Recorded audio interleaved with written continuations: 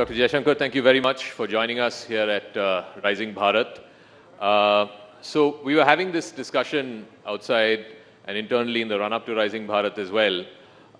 In an election year, forget about election year, we are a few weeks away from elections. What do we ask the foreign minister?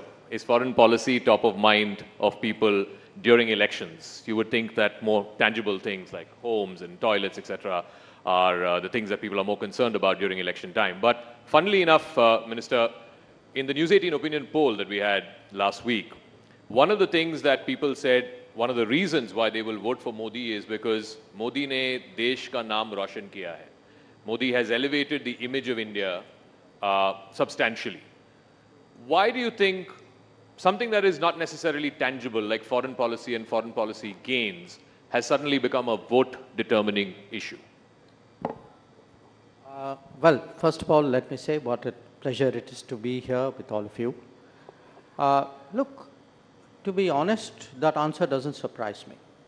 It doesn't surprise me because in the last 5 years, traveling around the country, I've seen this sentiment grow. And I attribute it to 2-3 factors. One, that there is a greater sense of pride in the nation about itself, and also as people's basic necessities are being met, they are also looking at many more things, so they know today, for example, that the water connection will come, the electricity will come, the road will come, the health will happen, because they have seen that grow. So they're also, there's a kind of I would say, a new middle class thinking which is pervading through the society. The second is that a lot of people today go out to work, go out on travel. They are tourists of various kinds. Something abroad in some way affects their livelihood. So the connection between being treated well abroad, being looked at well abroad, and their existence is also stronger. I would say the third factor would be, to me, the G20. G20. G20 actually ended up our initial concern, and Amitabh is here. Initial concern was how do we get it out of Delhi? But we actually ended up with the entire country owning the G20.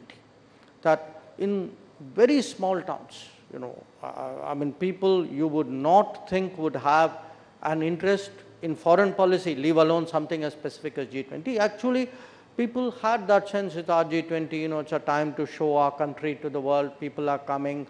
So I think G20's had a great sense of connection. And finally, in a very peculiar way, COVID. That what COVID did was, at different times, it's made us aware, after all, the COVID came from outside.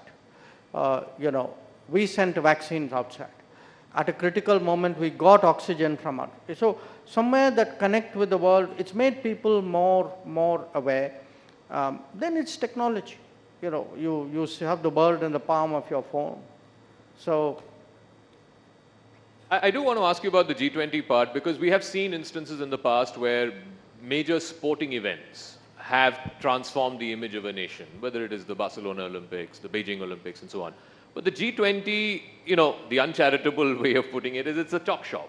Why would that have permeated to the level of the Aam Aadmi and Aam Aurat on the street in a way that it's lifted the image of India?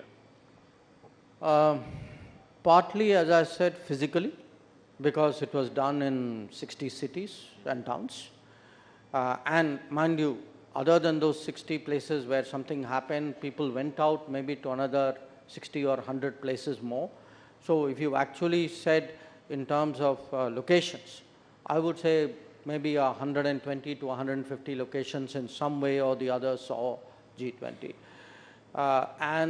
We ran G20 actually like an Andolan, like a Jan Bhagidari. So I mean, look, I've been doing G20 for 10 years now.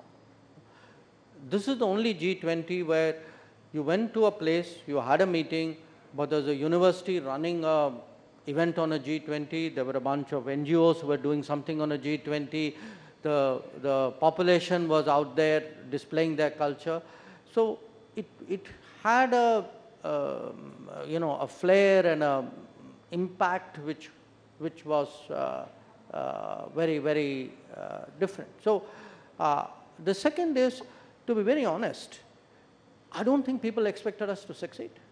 Really? Yeah, I mean, look, we went through, saw the Indonesian presidency, the kind of pressures they were in. Every meeting was blocked by a single issue. And then finally, okay, we patched something together at the summit. All of us helped out because that's the way it is.